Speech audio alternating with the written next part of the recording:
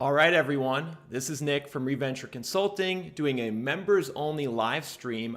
Let me know here in the comments that you can see me clearly and hear me clearly, and I will get going on this live stream. We're going to talk about a bunch of stuff today.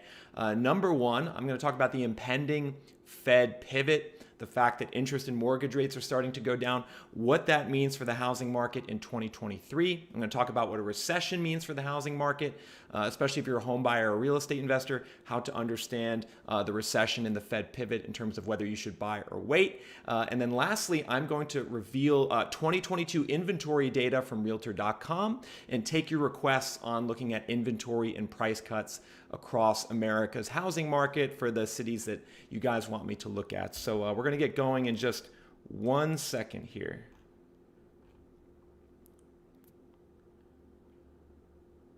All right, sounds good, everyone. So, the one thing I really want to start with today is talking about what's going on with the Fed. Jerome Powell just had a speech a couple days ago where he signaled that the Fed is going to start to slow their interest rate hikes going forward. And as I've predicted for a while now, I think the Fed's going to actually pivot in early 2023 and start cutting interest rates. And already this is having a big impact on the bond market, and particularly interest rates and mortgage rates. We're seeing now mortgage rates have gone down by about 80 to 90 basis points in just the last month. So, this is good news, right? If you're a home buyer, real estate investor, mortgage rates are starting to come down. However, what I think I need to make sure everyone knows is that a Fed pivot and lower mortgage rates in 2023 is not necessarily good news for the housing market. In fact, history says that a Fed pivot signals that the crash is going to get even worse going forward because the recession associated with the Fed pivot is going to do more damage to the housing market than the Fed pivot and lower interest rates is going to help the housing market. And to explain this, I want to show you guys and take you back to the last housing crash, 2007 to 2008. And we're looking at two lines on this graph. Very important that you all pay attention to these lines. The yellow line is the federal funds rate, the short-term interest rate that is set by the Federal Reserve. The blue line is home prices in America back starting in like 06, 07. And what I want you to pay attention to is first the yellow line. When does the Fed pivot and cut interest rates back in 07? Ben Bernanke, the head of the Fed. They did that in August 2007, and they cut the short-term federal funds rate all the way from 5.3% down to 0 1 year later. Huge, supposedly stimulative cut in interest rates that caused mortgage rates to go down over the next several years. However, what's interesting, everyone, is that this cut in interest rates did not help the housing market whatsoever. In fact, it was a signal that home prices were going to go down by even more. Because what do we notice? March 2007 is when home prices peaked in that last bubble. And when the Fed pivoted, prices had only gone down for about 4 months. And then after the Fed pivoted, prices proceeded to go down for 5 years during that last housing crash. So this is a really important thing to understand, everyone, is that there's this ideology I see out there that the Fed pivot and lower mortgage rates is going to just save the housing market and prevent bad things from happening. The history in the last crash says that's not true.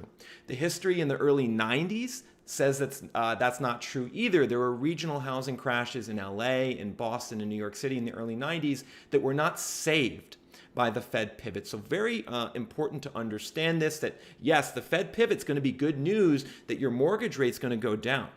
That's going to happen in 2023, but we're also going to have a deflationary recession, which is going to be bad news for the housing market overall, and it's going to mean prices and rents will continue to go down throughout 2023. So you got to be careful if you're a home buyer to weigh, your decision-making process and not just jump in just because you see a lower mortgage rate. Because my prediction is this is just the start of things to come. And with that said, let's talk a little bit about the macro economy. Before I get into your requests and look at inventory in different housing markets, we need to talk about the big headwinds in the macroeconomy and the fact that a recession, if it's not already here, it's going to be here very, very soon. And the one indicator that makes me feel confident in predicting that is the yield curve.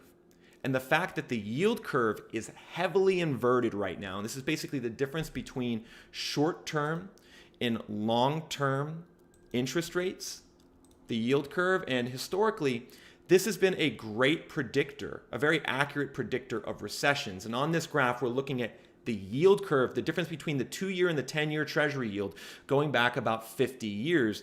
And when it goes below this black line, that means it's an inverted yield curve and that the yields of long-term bonds are actually lower than the yields of short-term bonds. And why am I getting into all this detail? Well, because you could see historically, every time the yield curve inverts, like it did in '07, like it did in 2000, like it did in the late 80s, early 90s, and like it did in the early 80s, every time the yield curve inverts, we have a recession, which is the gray shaded bars here on this graph. So the inverted yield curve today, which is 77 basis points inverted right now, which is insane. That's a crazy level of inversion on the yield curve.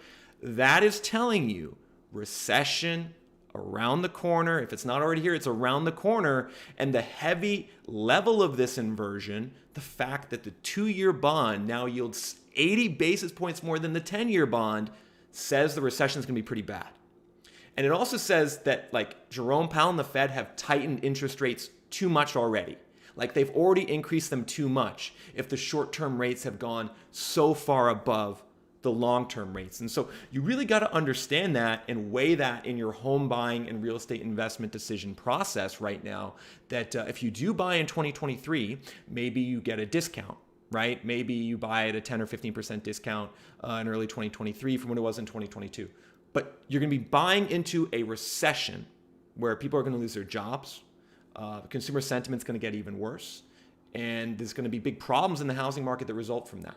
And of course, they're going to be worse in certain cities. I can talk more about that later. The cities that I think are going to get hit hardest in this recession. But, the one thing I want to warn you guys about is to just not discount this. Like I see certain people out there already, they're starting to say lower interest rates, lower mortgage rates, pile in, get in.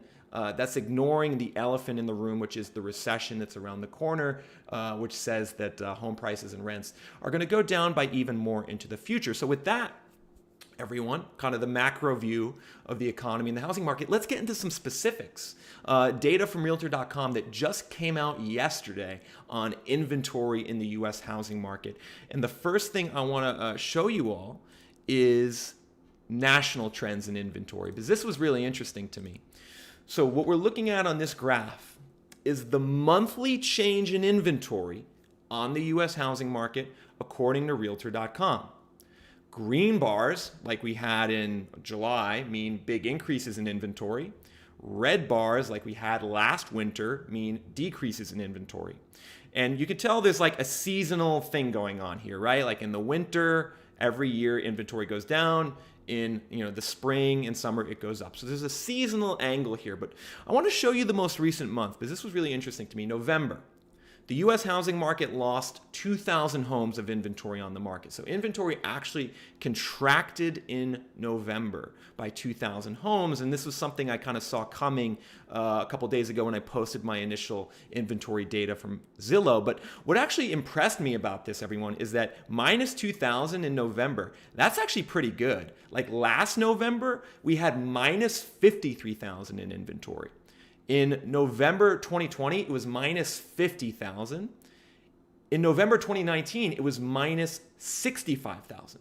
So the fact that inventory was flat this November is a positive sign for you as a home buyer or real estate investor. It says the supply-demand dynamics seasonally adjusted are continuing to get better. Now, with that said, I'll just warn you guys that the inventory in December is definitely going to go down. As we can see, every December, going back into 2019, into 2018, into 2017, inventory goes down. So from a seasonal standpoint, inventory will go down this month. But so far, it looks like this winter is better than previous ones in terms of the supply-demand dynamics on the U.S. housing market with this inventory. And I'm going to talk about a couple cities first, two or three cities, and then get your requests ready because I'm going to take your requests in just 1 second. And what's interesting to me from a regional standpoint, as we look at Fayetteville, Arkansas on this inventory graph, which is where I'm actually located right now. I'm in an Airbnb in Bentonville. Take a look at this, everyone. In Fayetteville, we had a 190 increase in inventory in November, and that brought the total inventory level back to 1,800. But what really impressed me about this inventory gain in Fayetteville and some of the other cities I'm about to show you is that, in November, normally inventory does not go up anywhere. But yet in Fayetteville and then many markets in the Southeast, like if we look at Nashville, inventory went up in November, even though it's almost always going down in November. And the trend I'm seeing, folks, as we go to Charlotte next, is that the Southeast is now really starting to get hit by this housing crash. You can see Charlotte inventory went up this November. If we go back to like November 2018, inventory went down. The Southeast, especially if we go down to Florida, go down to Tampa, inventory went up by 853 in November in Tampa. I mean, that's a big increase for a fall and winter inventory count. And so I'm really sensing and seeing that the Southeast, the crash that started on the West Coast, right? It started in Boise and Salt Lake and Austin and Phoenix. That's where most of the price declines have been. That is now spreading into the Southeast. And don't be surprised if over the next 6 months, you begin to see in the Southeast the type of price declines that we saw on the West Coast of America over the last couple months. That's what I'm predicting going forward, which is great news if you're a home buyer or a real estate investor in the Southeast. Now, we got to be honest though, inventory is still going up in the Southeast, but it's going down in other locations. And in particular, where it's going down is in California. If we look, for instance, at San Francisco, we had a pretty big decline in inventory in November. Now, San Francisco usually has a big decline in inventory in November, and it looks like December is going to be an even bigger decline. So if you're in the Bay Area, expect inventory to go down over the next couple months. If we look at Los Angeles, similar situation. Inventory went down in November and has really been flat the last 4 months. And so I'm seeing basically in some of these more expensive coastal housing markets, they're not seeing as big of an inventory gain over the last 3 or 4 months as, say, some of these like Sunbelt boomtown housing markets. But with that, everyone, I really want to get into your requests and your questions now going forward. And I'm going to show you guys all this data, and I'm going to get into some specifics here, not just look at the metro area, but look at the county and the zip code level. So let's see, what are you guys wanting me to look at here? Let's see. I'm seeing Las Vegas, Nevada. Let's take a look at Las Vegas, everyone, because this is a crash market for sure. Take a look at the inventory in Las Vegas. We're at 10,600 homes on the market. And if you're someone who isn't seeing a crash yet in your market or an increase in inventory, look at what happened in Vegas, because this shows you just how fast it can happen. Like in March, Vegas had 3,800 homes on the market. Now, Vegas has over 10,000 homes on the market, actually the highest level it's been in Realtor.com's data set going back 6 years. So Vegas is a crash market. Inventory did go down in November, but as we can see, actually it's interesting, Vegas is kind of like random sometimes when inventory goes up and goes down. But I wouldn't be surprised if it continues to go down for a couple months, but it's still now at the highest level it's been in the last 6 years. And I'm expecting prices in Vegas to continue to go down into the future. All right.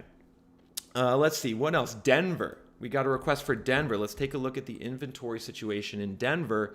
We got a decently sized drop in inventory in November in the Denver, Colorado metro. And you can see this is like a heavy seasonal metro area where like 3 years ago in November, Denver lost 1,300 homes in inventory. So this is nothing to be alarmed about. In fact, this was better than normal in Denver for November, but the inventory is going down and will likely continue to go down for seasonal reasons in Denver over the next couple months. All right, everyone. How about, I'm going to take one more request and then I'm going to do some questions and then get into more requests. How about Reno, Nevada? Let's do Reno, Nevada, which you can see looks a lot like Vegas. Actually looks similar to Denver as well. We had a big increase in inventory. Like, look at these monthly increases in inventory. We got close to a record high in Reno in August, and then it's gone down a bit over the last couple months, minus 157 in November. We can see that that's actually a little better than it did in November in 2019. So nothing to be really concerned about with this drop in inventory in Reno, but again, seasonally, it's going to continue to go down over the next couple months. All right, everyone. I'm going to get to more requests in a second, but you guys actually have some really good questions here that I want to take right now. Let's see here. I saw a good question. John has a great question. He says, would you comment on counter narratives? Like, what events would keep home prices high? That's a great question. All right, so let's play devil's advocate here, everyone. What are the arguments in favor of home prices staying elevated or going up? And to be honest, there's not very many good ones. However, the one that maybe I sympathize with the most would be that due to higher mortgage rates, certain sellers are locked in to their existing home and don't want to sell and buy a home at a higher mortgage rate. You know, that's something that's definitely caused a reduction in the amount of new listings to the market. The high mortgage rates creating this lock-in effect for certain homeowners, especially in expensive markets. However, I don't think that's actually going to prevent a housing crash, because if someone's locked into their current home, well, it means that they're not buying a new home. So net, it doesn't change the inventory situation over the long run. So I don't think the lock-in effect is actually a great argument to say that we're not going to have a housing crash in the long run. And really, folks, what it comes down to is the fact that home prices are too damn high. Like, let me pull up this graph for you here, guys. It's crazy how high home prices are, and I don't think a lot of people really understand or respect just how high home prices are. All right. Yeah, so this is what I want to show you, everyone. Home prices in America over the last 50 years, adjusted for inflation. These are inflation-adjusted home prices. So here's where we are today in the fall of 2022. Case-Shiller inflation-adjusted home prices. Still in a record bubble. We are still in a record bubble. Even with the recent declines in prices and the continued inflation, we are still in an even bigger bubble than we were in 2006. And so for me, this graph is the most important graph you could look at in terms of understanding the US housing market. Like, we can get into details about mortgage rates and inventory and foreclosures, but really where the rubber meets the road is that home prices are at a level they have never been before in US history, and the only other time they were close, we had a massive housing crash. So this to me is like the graph, of all the graphs I show you, this is the one to remember. But let's get into more requests. How about that? All right, everyone. What markets do you want me to cover here? Let's do Tampa. Let's do a little Florida, because a lot of you are requesting Florida right now. So let me hit up a bunch of Florida markets in succession here. So let's take a look at Lakeland. Let's take a look at Lakeland, Florida. And if you're in Florida, stick with me here, because I'm going to cover quite a few. Lakeland just registered a 283 increase in inventory in November, which brought total inventory on the market to 3,100, which is close to an all-time high. So Lakeland is a market that is crashing. This is Lakeland, Winter Haven, just southwest of Orlando, east of Tampa. And, you know, it's interesting. This was a market maybe people thought because of the hurricane, Lakeland would benefit, people would move in. That's not happening. Same thing in Tampa. Inventory continues to go up in Tampa, plus 853 to 11,000. We now have almost, what is that? 8 months in a row of inventory increases in Tampa, when over the last 6 years, you could see nothing close to that has happened. So Tampa, Lakeland, these areas are still crashing. Let me go to Naples, actually, because Naples was infected by the hurricane, obviously, and you could see inventory went down in September, but inventory is now going up again in Naples. Still pretty far below where it used to be before the pandemic, but the home buyer demand and the sales have dropped so much that inventory in Naples does not need to get back to these levels for prices to continue to decline. What about Cape Coral? I actually haven't looked at Cape Coral in a couple months. Let's see. Cape Coral obviously got hit most by the hurricane. Interesting. You could see October inventory, big decline. Now we're increasing again, though, in Cape Coral. So the hurricane in Southwest Florida had a temporary negative inventory effect in certain markets. It seems to be over with already. The inventory is back to increasing. What about Miami, everyone? Because this, for me, is like a market that is going to be one of the last to crash. But oh boy, Miami, plus 1,700 inventory in November. We're now up to 26,000 on the market. Still got a bit of a ways to go to get back to pre-pandemic, but these are some chunky inventory gains in Miami, Fort Lauderdale, West Palm Beach are all included in these numbers. The investors seem to be not buying as much in Miami. The inventory is increasing. Let's see. What other Florida markets I want to talk about? Oh yeah, Jacksonville. Look at Jacksonville, everyone.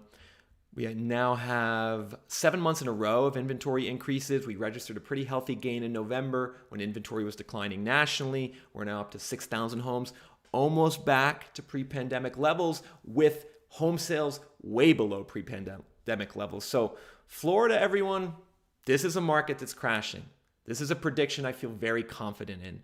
A lot of people thought maybe like Ron DeSantis' big win would have brought more people into Florida for migration. A lot of people thought the hurricane would have taken inventory off the market. These things don't seem to be happening.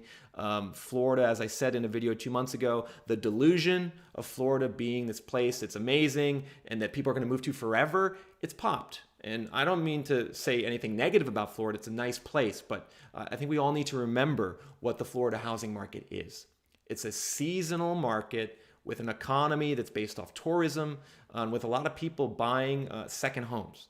That's not the type of place that's going to weather a recession well, and I'm predicting inventory to continue to increase in Florida in 2023, prices and rents to continue to go down across most areas in the state. All right, everyone, let's see. What other requests do we have? All right, okay, we got some requests for West Palm Beach. I covered that with Miami. Which cities, okay, this is an interesting question, everyone. Which cities with a tech presence are good to buy in the next 3 months? I would not buy anywhere with a tech presence in the next 3 months, or in the next year, or in the next 2 years, because like tech is in a secular downtrend and recession.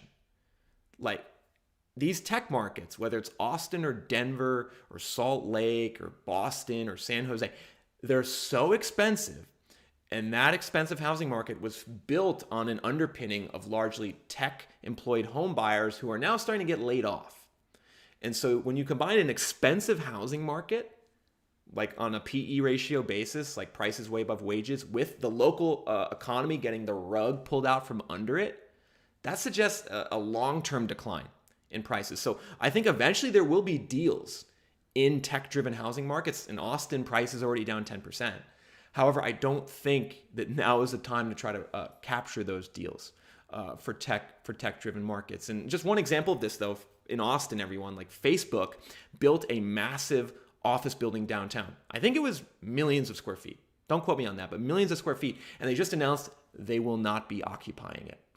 Right? So just think about this, like all the demand that came from tech is getting crushed right now, and it's going to have a negative impact on any tech-driven housing market. If you did want to buy in the next 6 to 12 months, I would do it in some place that's not, related to tech. Like a market that I like, and I've talked a lot about, is Oklahoma City. This is a market that's still affordable. The inventory is increasing by quite a bit over the last 6 months, but it's still pretty far below what it was 5 years ago. And, it's a place where the local home buyer in a market like Oklahoma City can still afford a house which is going to be huge in a recession for sustaining demand in the housing market. Like if the local home buyer can still afford to buy, that will mean that market won't go down by as much. All right. How about, I've seen some comments here about Seattle. Let's look at Seattle right now, which I think is a market which had a pretty big inventory decline in November. Yeah, Seattle lost 700 homes of inventory on the market. Went from about 6,700 to 6,000. Now, you can see Seattle is like heavily seasonal. So in November of 2019, Seattle lost 1,600 homes in November of 2019, but only 700 homes this November. So inventory expected to go down in Seattle over the next several months, but on a seasonally adjusted basis, the supply-demand dynamics are actually improving. And Seattle is a housing market that I think, based off what I just said about tech, it all relates to Seattle, right? Like Seattle is a huge tech haven. It's so expensive. The typical home price is $850,000 or $800,000. And the local home buyer in Seattle is completely priced out for the most part. And so, then when, Amazon has layoffs or Microsoft doesn't give the same bonuses and some of the tech startups in Seattle go under, well, then who's buying homes? Not many people. So prices in Seattle are going to go down by quite a bit. I think by as much as 30% in this housing crash. Whew. Okay, Al has an interesting question. He says, why have prices not dropped in Los Angeles? So let me actually pull up a different graph here, guys. And I'm going to pull up here the Metro Data dashboard. And you guys actually have access to this with your channel membership. But let's look at Los Angeles here, because actually prices have gone down in Los Angeles. Probably not by as much as you or me would want yet, but prices have gone down. And let me show you what I'm talking about. All right, so median list price in the Los Angeles metro is now down to $939,000, which is way too expensive, obviously. Like prices need to go down by a lot more in LA, but you can see they're down by quite a bit from the peak of 1 million in 2022. And list prices in LA now are actually below where they were in 2020, 2 years ago. So prices in LA have started to go down. However, they're going to need to go down more to the level they were in 2017 or 2019 to attract buyers back into the market. All right. What other requests do we have, everyone?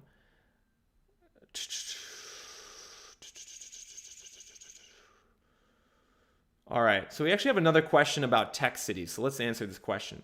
What if you can't leave for a non-tech city? Our careers are in Seattle, not in tech. All right, so this is a good question, everyone. So if you're in Seattle or LA or Austin, right? If you're in one of these markets, in Austin, you could see the list price is already down to $530,000. You need to just make a decision, right? Like you could take advantage of the higher inventory and the price cuts to date, and you can buy. You just kind of need to know what you're getting into. Right. And I guess I wouldn't say to anyone, like, definitely don't buy. Like if you've been waiting 2 years to buy and then you see the house you like with a pretty good price cut, like you might still buy it. You just need to understand what you're getting into, right? You're buying into a housing market that's still expensive and that's on the doorstep of a recession. So it's likely that prices will continue to decline after you buy. And for some people, they might be fine with that. And there's nothing wrong with that. But I think it's about just having the right information and the right expectations if you do decide to buy in a tech-driven housing market. All right, let's do some Midwest markets, folks, because I haven't talked too much about the Midwest yet. But there's a lot of requests here for markets like Chicago. And you can see Chicago is actually still pretty cheap. The median list price is $330,000. And it's one of the reasons why I think Chicago is probably a safer place to buy. You can also see the inventory in Chicago of 19,000 homes on the market is still way below what it was before the pandemic. They don't build many homes here, and there's not many investors. And as a result, I think prices in Chicago, they'll correct 5-10%. They're not going to crash. So if you need to buy today, I would rather buy in a market like Chicago than a market like Seattle. Of course, property taxes in Illinois are high. That's annoying. You also have some questionable governance of the state in certain cities. But I think Chicago is a safer place to buy than some of these other cities that I've been talking about. What about Kansas City? Kansas City, Missouri, everyone. Inventory is starting to increase here in Kansas City, 4,700 homes on the market. We're still about 35% below pre-pandemic levels of inventory, but list prices actually went up in November. So interestingly, prices in Kansas City are still going up. You can see $400,000 for the typical list price. To me, this is similar to Chicago. It's a correction market. It's not a crash market, but I think things will get better for you as a home buyer in Kansas City over the next 12 months. All right, what other markets? Let's stick with the Midwest here, everyone, and do Indianapolis. Indianapolis, which I like because of its affordability. Typical list price of $295,000 in Indianapolis, which you can actually see. It's funny. It's gone up over the last 4 or 5 years, but it hasn't gone up by a crazy amount. There's a seasonal component here. Prices are going down. What about inventory in Indianapolis? Inventory is up, but still well below pre-pandemic levels. So again, not to sound like a broken record on the Midwest, but I could see 10% correction in Indianapolis, maybe 15. I don't think it's going to be a major crash market, but I do think it will still get better for you as a home buyer over the next 12 months in Indianapolis if you wait. All right.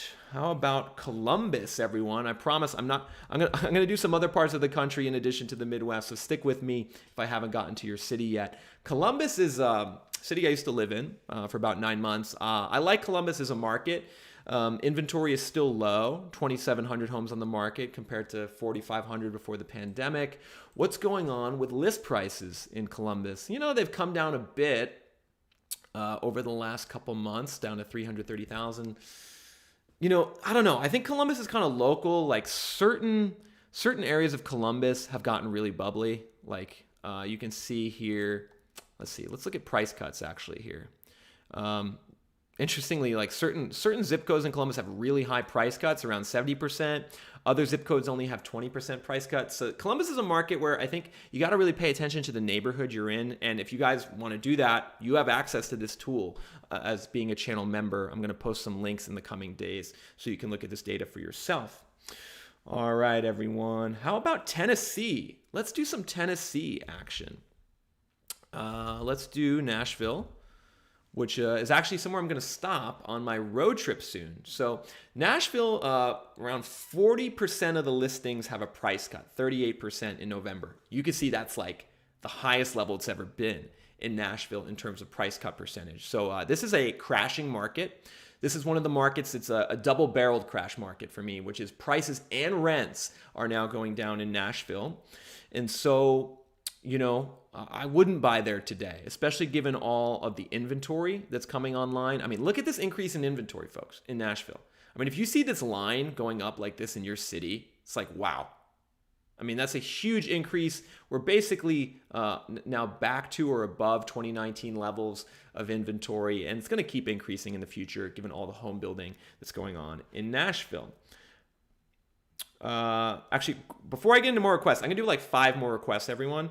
Brendan has a great question. He says, how do you access the Tableau data? And that's a great question. So I want to make sure you guys are looking at those sheets, looking at those dashboards. And the way to do it, I have a Tableau public profile. If you search for Nick Jurley on Tableau public, you'll find these dashboards that you guys have access to. And so I'm in the Metro data dashboard right now. That's one of them. You also have county inventory, county price cuts. I will post updates to these links in the coming days so you guys can look at them yourself. But let's actually jump into county inventory, actually. And I'll take some requests here by state because there's really interesting differences between different state counties and different states in America. All right, everyone. So let's do, okay, Tennessee. Let's stick with Tennessee and get your state ready. Get your state ready for request here.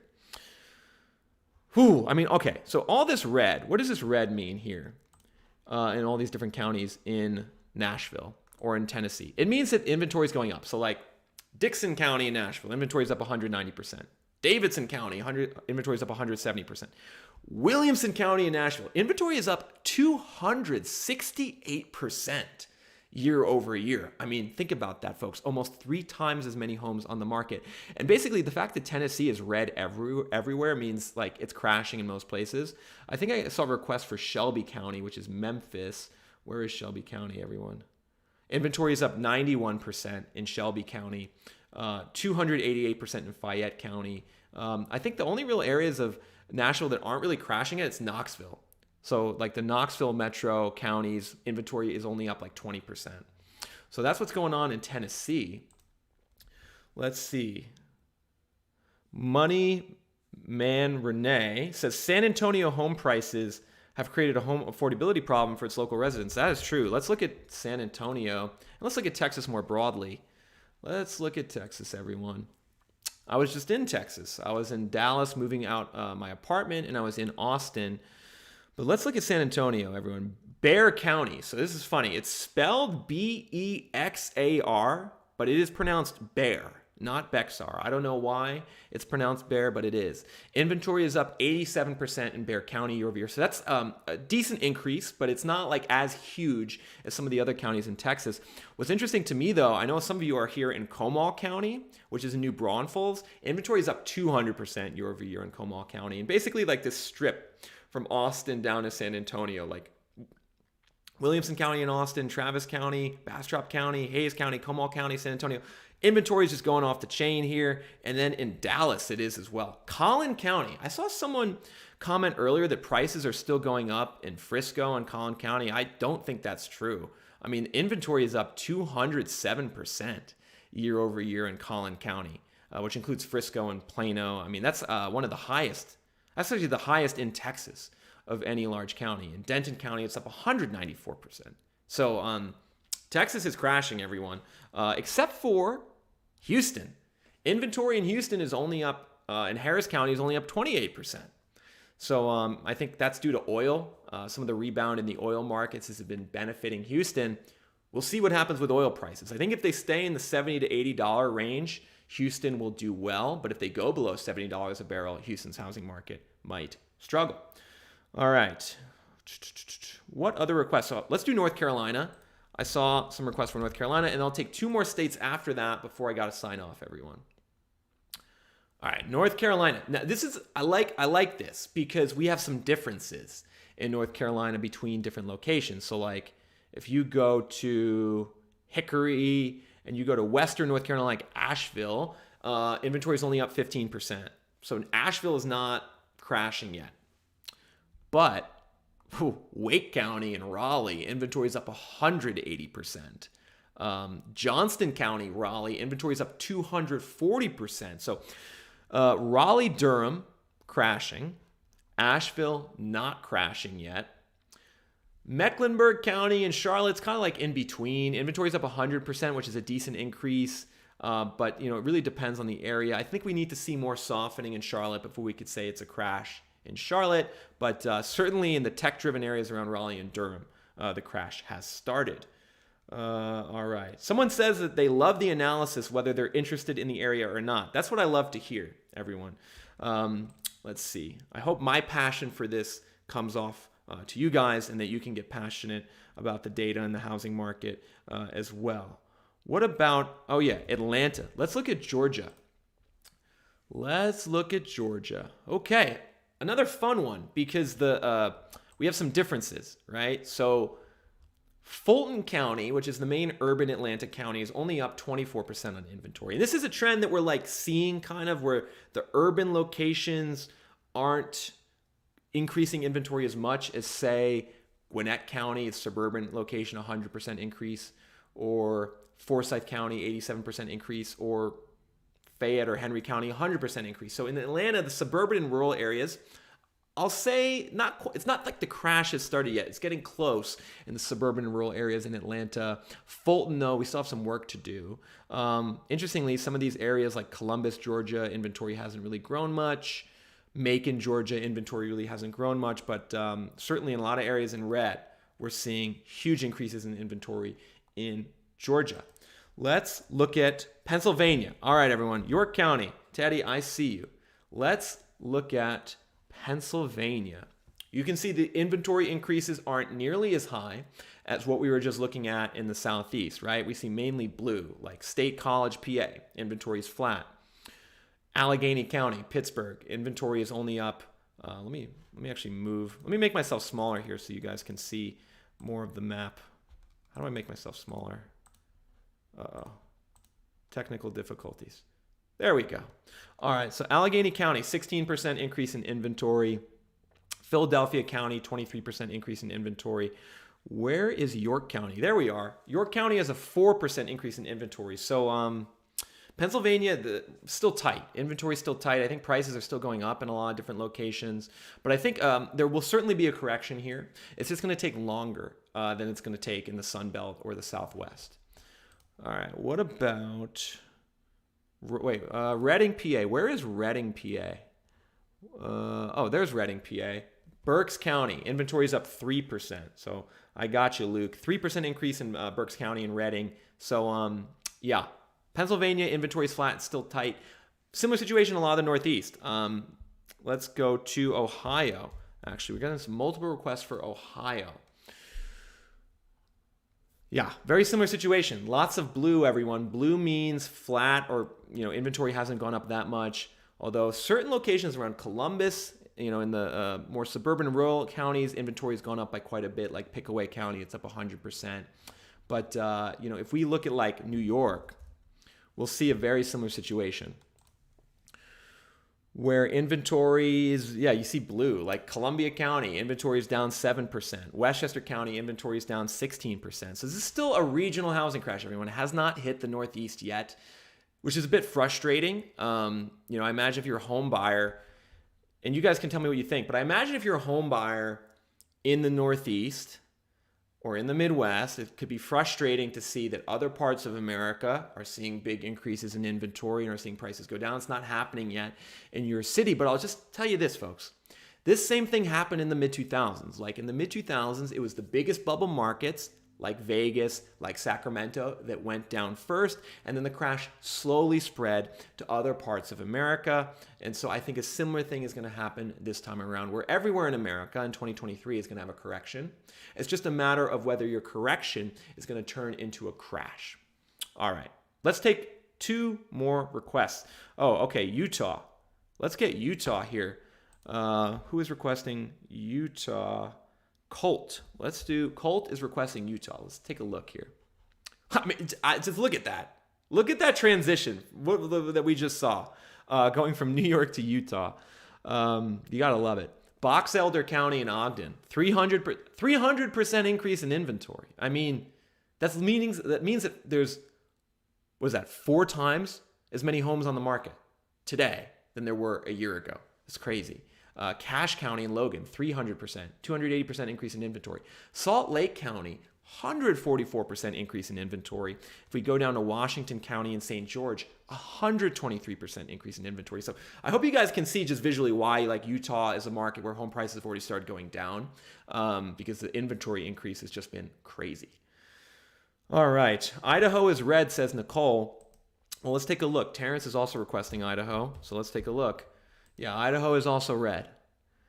Yeah, I mean, it's crazy. So in Canyon County and Boise, inventory is up 75%, which doesn't sound as crazy as some of the other places, but that's because actually a year ago in Boise, inventory was already increasing by quite a bit.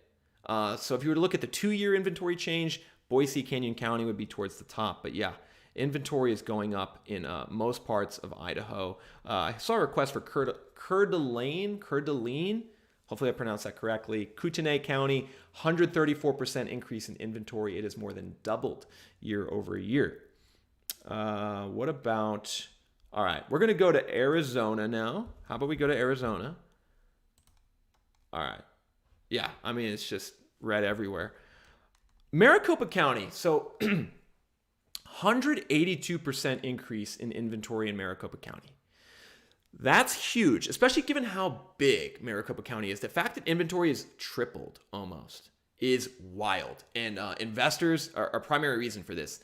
They are not buying nearly as much in Phoenix. Their purchases are down 50% year over year, according to Redfin. So that's just going to cause inventory to skyrocket in the Maricopa County region, in Pinal County. Tucson, kind of holding on a bit. Inventory is only up 66% in Tucson, but pretty much everywhere else. Flagstaff, Prescott Valley in Arizona, it is surging. All right. Andy says, why am I avoiding coastal requests? I didn't realize I was avoiding coastal requests, Andy. But let me know what you want to see. I'll get to California in the meantime. All right. California. You can see some differences here in the inventory growth year over year. San Bernardino and Riverside County inventory has doubled, whereas in LA it's only gone up 50%. So similar trend in California to like what we're seeing in a lot of other markets where those pandemic boom areas like Riverside are going down first. We can also see like Sacramento County inventory is up 78%. Solano County inventory is up 100%. So really it's like the down towards the Inland Empire and then kind of Central Valley, California inventory is going up the most year over year. All right. Okay. I keep saying I'll only take 2 more requests, but I'm going to take 2 more requests. But before that, I'm going to give you all an update on Reventure app. Okay. So Reventure app, we're making progress on it right now. I've taken a lot of your feedback, you channel members who have beta tested it, and the feedback was invaluable. And so we're improving the Reventure app. We're refining what the offering is going to be. So it's going to be the map. But then one aspect of this, which I'm excited to reveal, is you're going to be able to download a market report on Reventure app for every geography in America, whether it's a zip code, whether it's a county, whether it's a metro. Each month, you can download a new market report and get the full story on any housing market, big or small, in America that you want with the Reventure app. So we're working on implementing that right now. And I think Reventure app will be ready to go probably by late January for its big release. And I'm also trying to figure out like the pricing. So some element of it's going to be free for everyone. And then obviously people who want more data, you'll be able to pay for more data. I'm also figuring out kind of how that will work. But I'm very excited about what's going on with Reventure app. I'll have more updates on that soon for you guys. All right. Actually, this is also a great question I need to talk about. Metal Convert says, so when you say inventory is high, I understand means the crash is coming, but this is a great question. How do you know when to start buying? For instance, you said there's a ton of inventory in Nashville, but you wouldn't buy. Great question, everyone. How do you know when to start buying? All right. To answer that question, everyone, let's look at another graph that you guys have access to. PE ratio crash predictor. All right. So let's look at Nashville specifically, since that's what the request was about. In Nashville, you could see here, right now, got to update this for October, but the typical home value of 456 is 8.2 times how much the average worker makes in a year. So that means compared to its long-run historical average of affordability going back all the way to 2007, where the long-run average is 5.4 PE ratio, home prices in Nashville would need to decline by 33% at today's wages to get back to the long-run level of affordability. So this is your gauge of like when it would be time to buy if you want to buy closer to the bottom. It's like, all right, like Nashville, inventory is up, but it's still super expensive. So don't buy today. But if the PE ratio gets down to like 6.6, gets down to 6, closer to the long-run average, that would be a sign that the housing market in Nashville is coming close to bottoming out. And so it's really using... So really what you got to do, folks, is like you look at the inventory data, look at the data on inventory as kind of the technical analysis, real time, what's happening, what's going to be over the next 12 months. Look at PE ratio as your fundamental analysis for how over or undervalued the housing market is and when it would be a good time to buy. All right. All right. What do we want to do here? All right, Northern Virginia. Some questions here about beta testing for Reventure app. I'll send an email out. Make sure you're on the email list for Reventure app. I'll send an email out next week with some updates on how you guys can beta test it if you haven't done that yet. All right, let's do one more. I promise one more. All right. One more market here, everyone, before I gotta go. I'm gonna go to downtown Fayetteville tonight in Arkansas and see what the vibe is. But before I do that, let's go to South Carolina. And let's see what's in South Carolina. Because I know a lot of you are interested. Wow. Okay. So this is another interesting one where like Charleston County, inventory is up 50%. That's like in between for inventory growth. But then Berkeley County, outside of Charleston, inventory is up 100%, which is a doubling. That's a lot of inventory. I saw some requests for Greenville before. Greenville inventory is up over 100%. Spartanburg County inventory is up over 100%. So this area northwest South Carolina is it's like, I would say it's started to crash. Prices should be going down here in early 2023. The middle of the state, more towards Columbia, not as much. We still need more work there, as we do in Charleston proper, but some of the outlying regions outside of Charleston, inventory has gone up quite a bit. I also need to do Massachusetts because I saw someone request Boston. So let's just do Massachusetts real quick. And so this is not to go out on a sour note here, but Suffolk County in Massachusetts is down 11% on inventory year over year. So that's it doesn't make you feel great that inventory in Suffolk County is down year over year when all these other places we've looked, it's up. But I think at some point it's going to go up and the price cuts are going to increase because Boston is so tied to tech. They're building lots of apartments. The rental inventory is going up. I think Boston will have a pretty strong correction, but it's obviously taking some time to get there. All right, everyone. Well, that does it. If I missed your market, I apologize. What I would suggest you do in the comment section to this video, not in the live chat, in the comment section to this video, leave a request for your market, and I will answer it in the comment section to this video. And yeah, until next time, folks, I'll do another live stream, I think 2 weeks from now. Until next time, this is Nick from Reventure Consulting, signing off.